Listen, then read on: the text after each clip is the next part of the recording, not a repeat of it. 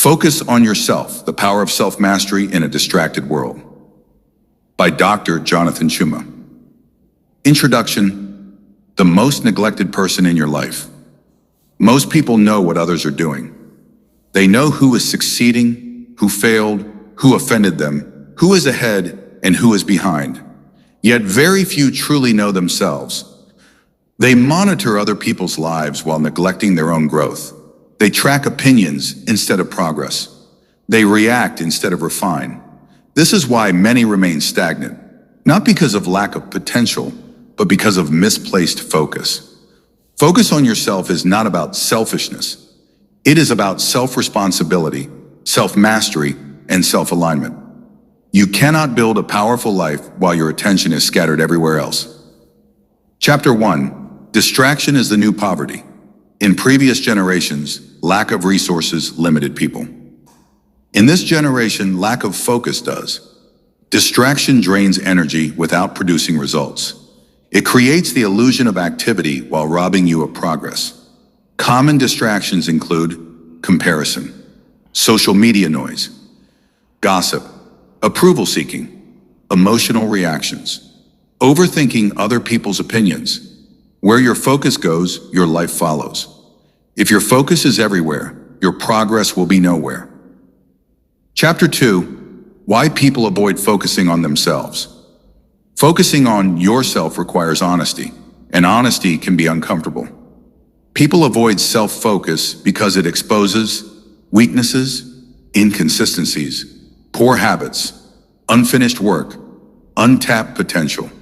It is easier to criticize others than to correct yourself. It is easier to blame circumstances than to build capacity. Self-focus removes excuses and replaces them with responsibility. Chapter 3. Self-focus is not selfish.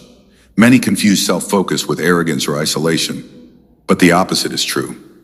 You cannot pour from an empty cup. You cannot lead others if you cannot lead yourself. You cannot serve well if you are internally disordered. Self-focus allows you to heal before helping, grow before leading, stabilize before influencing. Healthy self-focus produces healthy relationships. Chapter 4. The inner world controls the outer world. Your life reflects your inner state. A chaotic mind creates a chaotic life. A disciplined mind creates an ordered life. A fearful mind creates limitations. A focused mind creates momentum. Until you master your inner world, your thoughts, emotions, beliefs, you will keep fighting unnecessary external battles. Victory begins within. Chapter 5. Stop comparing, start becoming. Comparison is focus stolen from growth. When you compare, you rush processes meant to mature. You envy outcomes without respecting journeys. You measure success by appearance, not substance. Everyone has a different assignment, timeline, and terrain. Your only valid comparison is who you were yesterday. Chapter 6. Define your own standards. People who don't set personal standards live by public opinions. Standards define what you tolerate, what you pursue, what you reject, what you repeat. High personal standards eliminate unnecessary drama and distractions. Ask yourself, what kind of discipline do I require from myself? What behaviors are no longer acceptable? What habits must become non-negotiable? Self-respect begins with self-imposed standards. Chapter 7. Heal before you build. Many people try to build futures on broken foundations. Unhealed wounds distort focus. Past betrayal creates mistrust. Past failure creates fear. Past rejection creates people-pleasing. Healing is not weakness, it is preparation. You cannot focus clearly through emotional pain. Chapter 8. Energy management. Protect your focus. Focus requires energy, and energy is finite. Not everyone deserves access to you. Not every conversation is necessary. Not every battle is yours. Learn to say no without guilt, withdraw without explanation, rest without apology. Protecting your energy is protecting your destiny. Chapter 9. Build systems, not emotions. Emotions fluctuate. Systems stabilize. Successful people don't rely on motivation, they rely on structure. Systems may include daily routines, planning rituals, accountability structures, learning schedules, health disciplines. Focus grows where systems exist. Chapter 10. Silence is a weapon. In silence, clarity is born.